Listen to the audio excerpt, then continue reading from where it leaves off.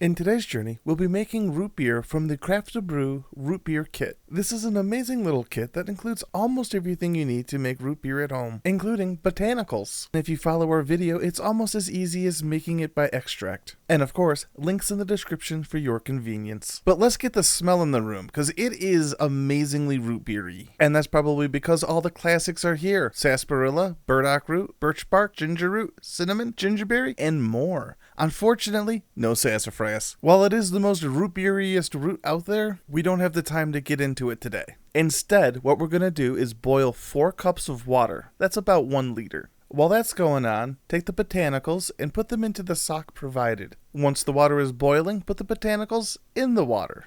Like I said, totally easy. Hardest part here, you want to try to keep them as submerged as possible. You can try to just push it down with a spoon, or periodically stir the whole thing up. Or if you want to be really fancy, you could get glass marbles and use that to weigh the bag down. Or, hear me out, don't worry about it too much, and instead just focus on making sure you don't scorch the tea. We do that by just making sure we turn the heat off. And then we wait. I know it's been a real hard 1 minute, but we deserve a break. So we're just going to come back 15 minutes later because the carryover heat's going to be enough to do all the work we need to do. Now, when we're done waiting, what we're going to need to do is strain the bag. And since it's hot, you'll want to be careful. We're wearing thermal gloves, and we're going to use a spoon to press against the side to do most of the pressing. Now, it's totally fine if you want to sit there and try to get every last drop, but don't worry about it too much because what we need to focus on now is getting up to medium-high heat. And something really cool about this electric kettle is we can actually set it to 185 degrees Fahrenheit or 85 degrees Celsius if you're fancy. And if you stick around to the very end, you'll see why we're using an electric kettle and not doing this on the stove with just a regular pot. We also did this because it's clear and you can see what we're doing inside. Like when we add this half teaspoon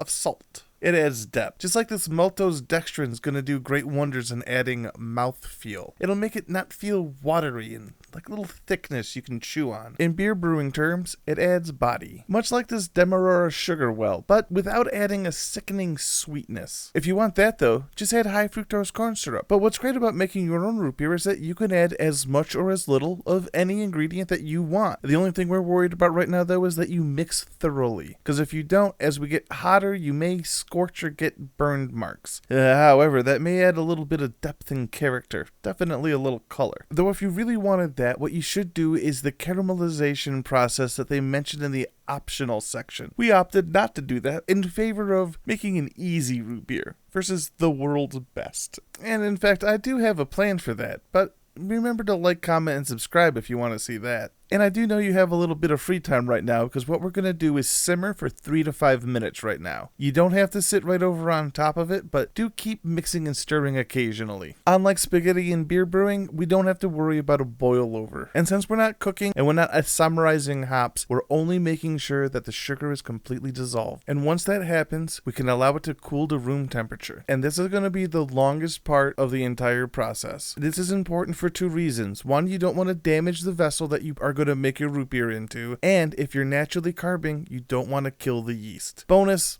colder liquids hold on to CO2 better. Don't worry, we got some bonus tips for you. First, you could put a fan on it, and that'll help it cool a lot quicker. Second, you can put it in the fridge, just make sure you're not putting it next to something that can melt. Finally, just wait longer. And you know what, since you're waiting anyways, how about you take a look at some of Phil's art? It's one of the best ways to help support the channel, since he does fund everything out of pocket. Just click that link in the description. You can buy any of his pictures on metal, canvas, or stretched canvas. Custom sizes available, and prints will ship directly to your door from our printers. And since we're done waiting for everything to cool down now, we're going to add a tablespoon of your finest vanilla extract. You could also use real vanilla bean at this point, but at these prices, choices are yours. And technically at this point, we have made the root beer syrup. And if you want to save it up to 6 weeks in a sealed container in your refrigerator, you can add it to whatever water as you drink it. The starting recommended mixture is 1 part syrup to 3 parts water. We're about to get into 3 examples of how to carbonate and make mixtures, but keep in mind that at this point we're done boiling, so you may want to sanitize anything that comes into contact with the syrup. There should be enough sugar to keep any bacteria at bay, but just in case, especially if you're going to naturally carbonate, as we're going to keep this at room temperature for longer than normal. But honestly, naturally carbonated, despite my purist nature, my least favorite way to prepare this these days. But for completion's sake, what we are going to do is measure 500 milliliters or 17 ounces of syrup. And then we're going to funnel that into a 2-liter. The benefit of using a used 2-liter is that not only do we know it can handle the pressure of fermentation, but also it's 2 liters. Meaning it's pre-measured. That means we can just fill to about 2 inches from the top and we know we have 2 liters without measuring it. However, if you'd like to be more scientific, it's 1,500 milliliters of water. If you would like a tip on how to figure out the math to your proportions, just divide whatever the final amount you want to mix by 4. Then times that number by 3. There you have the 1 part and the 3 parts. When you add them together, they should equal the original number. If you have any questions, let me know down in the comments, and I'll be happy to help. But since we're naturally carbing, we're going to need to use the yeast. Not a lot, we're going to need just a 1/4 teaspoon of yeast into each 2-liter that you're deciding to make this way. We'll just be doing the 1, as we want to save the rest of the syrup for the other carbonation methods. But ultimately, not a lot going on in this phase, as we just need to put the yeast in, screw the cap on, and then shake it vigorously, because we want to make sure that the yeast and all the sugar solution's been mixed thoroughly. That way it melds together for a final product better. Now, while you could use a traditional cap to carbon, we don't recommend it, as it could lead the soda to pop, and we mean literally explode all over the place with soda. So use these. They have little relief valves built in if too much pressure starts to build. Finally, we like to spray it down with a bit of sanitizer before we let it sit for carbonation. That's 12 to 24 hours in a dark room at about 68 to 75 degrees Fahrenheit or 20 to 23.9 degrees Celsius. But don't use time.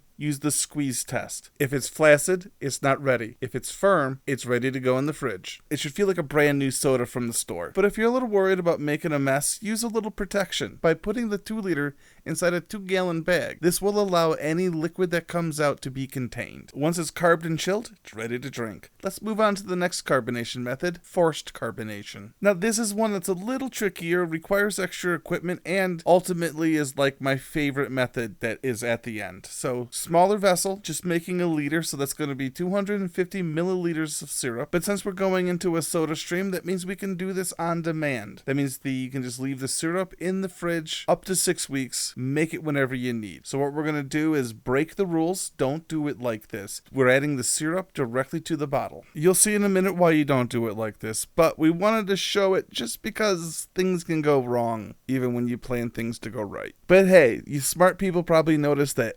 250 milliliters, that means we're making 1 liter total. And although we could just add it in because we know it's gonna mathematically be right, but for science sake, we do recommend, until you tone in your actual preferred ratio, to measure it. Because what happens when one day you find that perfect mixture and forget what it was? The root beer that got away. So at this point, what you'd want to do is follow your soda stream's specific directions. Mine is a mix and technically can carbonate non-watered drinks. Most should not, and you will see in a moment why. In the meantime, we recommend about 2 pumps.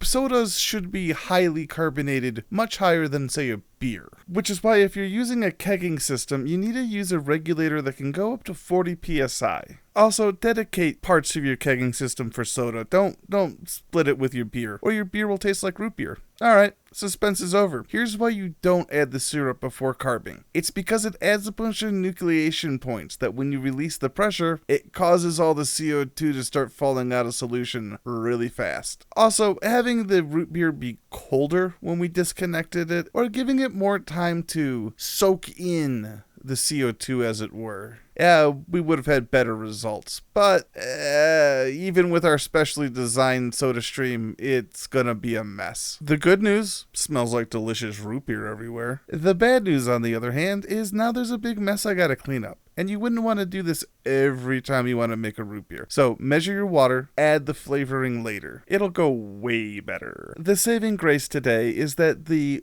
SodaStream mix has dishwasher safe parts that are removable, meaning the carbonation nozzle and the overflow tank can be cleaned in a dishwasher. Very handy for when you get a bunch of non-water that can mold up inside all the crevices. That is why soda streams are actually for carbonating water only.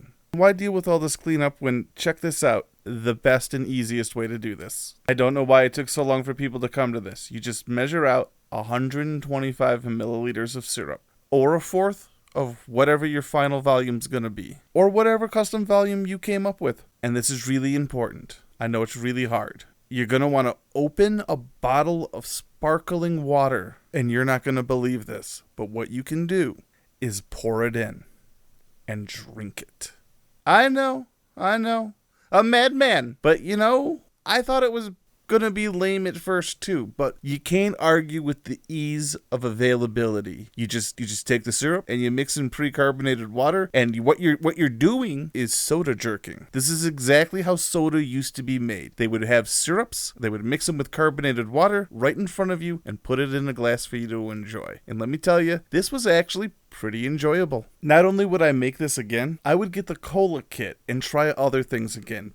Change the recipe around a little bit. Maybe make a cherry cola. But let's not get ahead of ourselves. And you know what? Before I get distracted, the thank you for getting to the end of the video. Why did we use the electric kettle besides ease? Because it's got a built-in filter that caught all this junk that would normally have ended up in the final product, making it a little gritty. So just a little extra layer of convenience and filtration. And alright, one last thing before we go for the diehards, the tasting notes. When following the recipe as is, this root beer does turn out a little on the light side, although we did skip the optional caramelizing of the sugar, which probably would have brought this more in line with what we would expect from a commercial root beer. And despite the lack of sassafras root, the botanicals were an amazing mix that I look forward to using in not just root beer kits in the future, but in beer, mead, and ciders going forward. And to make sure you don't miss out on those, don't forget to like, comment, subscribe, and of course check out some of our other videos. And until next time, happy brewing.